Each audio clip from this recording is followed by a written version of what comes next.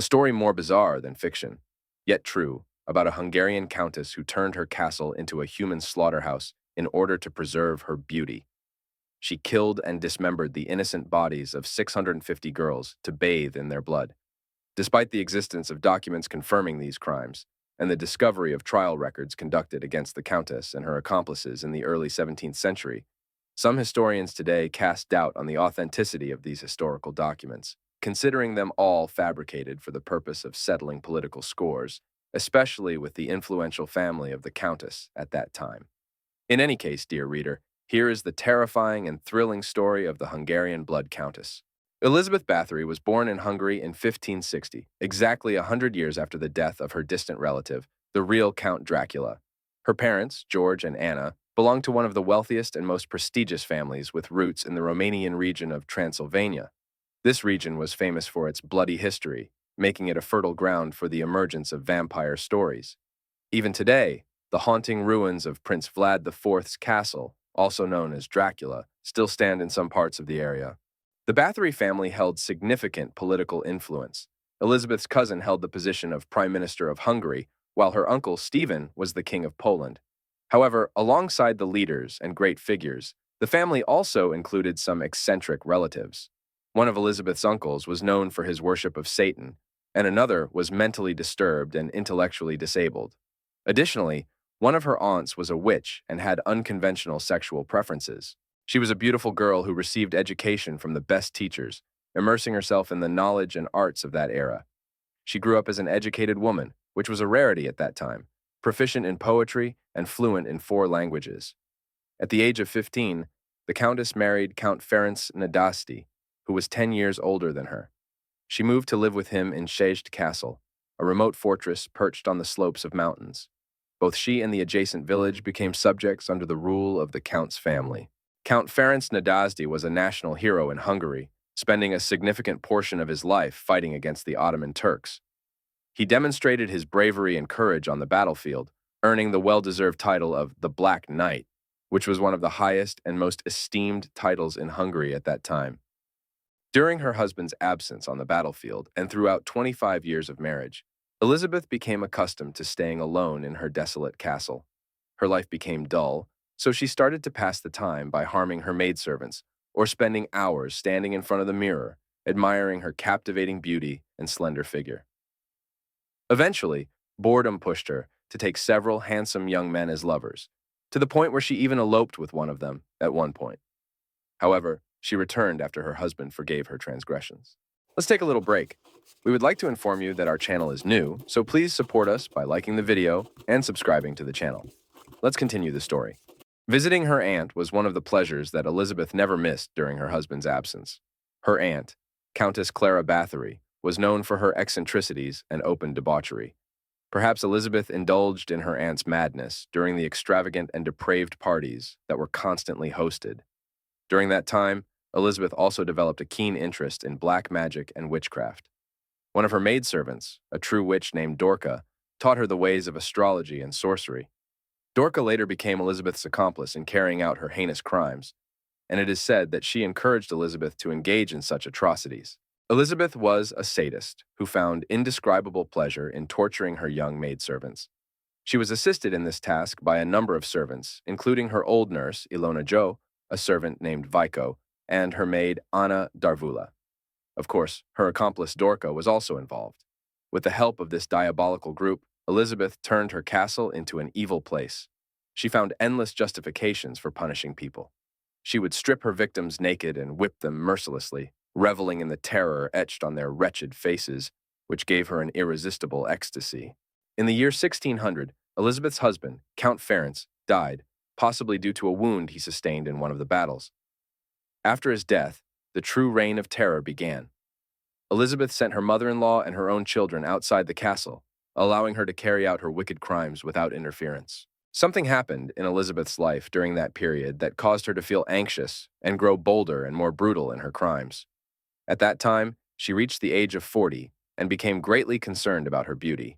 She tried to conceal the wrinkles that had invaded her face using cosmetics, but despite all her efforts, the realization that she was aging and that her beauty would inevitably fade gradually became ingrained in her. One day, while one of her young maidservants was combing her beautiful long hair, an unfortunate accident occurred.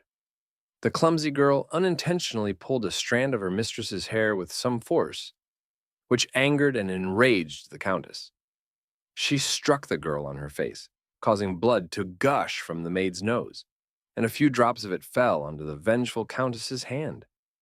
The sight of the maid's blood streaming down her hand filled the countess with an indescribable ecstasy. As she slowly rubbed the red stains from her hand, her skin underneath appeared cold and supple. The countess became convinced that this blood would restore her youth and vitality, making her skin softer, whiter, and more radiant. Immediately, with the help of her maid Dorca and her servant Vico, the countess proceeded to strip the poor girl naked.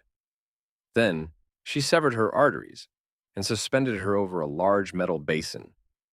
The girl continued to bleed until the last drop of blood. When she finally passed away, the servants removed her lifeless body, and Elizabeth entered the metal basin.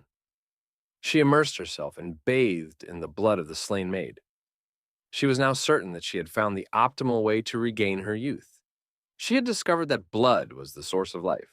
Over the next 10 years, the bloodthirsty countess continued to kill more young girls, brought by her servants from the impoverished peasant village at the foot of the mountain. They would deceive and lure these poor girls with promises of comfortable work in the countess's castle and high salaries.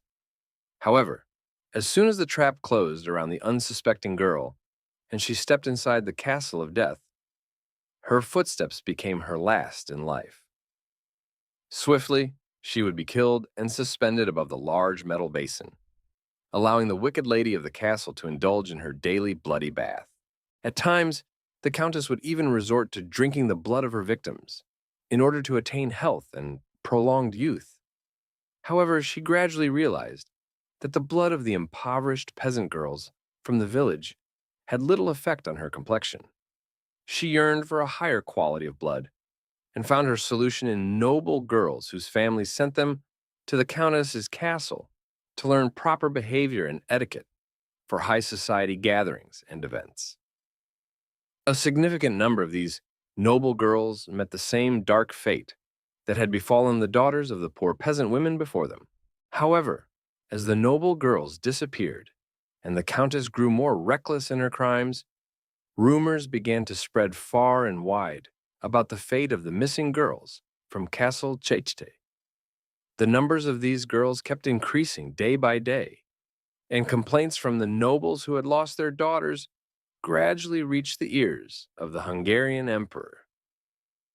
Finally, he issued orders to the head of the government to send troops to the countess's castle to investigate what was happening there. On the night of December 30th, 1610, a group of soldiers entered the countess's castle. Inside, they were met with horrifying scenes in every sense of the word. In the middle of the grand hall, there lay a lifeless girl with not a drop of blood left in her body. Another girl's body was bleeding over a metal basin, yet she was still alive. In the dungeon of the castle, they discovered a group of girls awaiting their dark fate in small, filthy, and pitch-dark cells. Near the castle walls on the slope of the mountain, the soldiers uncovered the remains of over 50 girls. During the trial of the countess in 1611, investigators discovered the names of 650 victims in her notebook. Her trial was one of the largest in the history of Hungary, and its proceedings are still preserved to this day. All of the countess's accomplices were sentenced to death, hanged, and their bodies burned. However, due to her social status, the countess herself was not brought to trial, nor even attended court. Instead, the emperor ordered her confinement in her own castle. She was locked in her bedroom, with all windows and doors sealed with stones.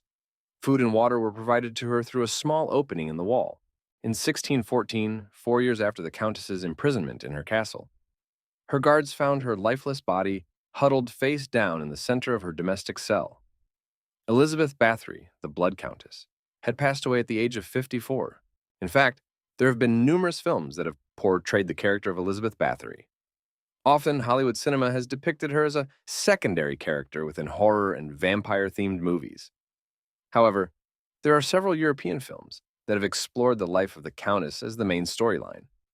One of the most famous and recent examples is the Slovak film Báthory, released in 2008, which is spoken in English. Another notable film is the French-German co-production The Countess from 2009. If you enjoyed the story, please like and subscribe. This encourages us a lot.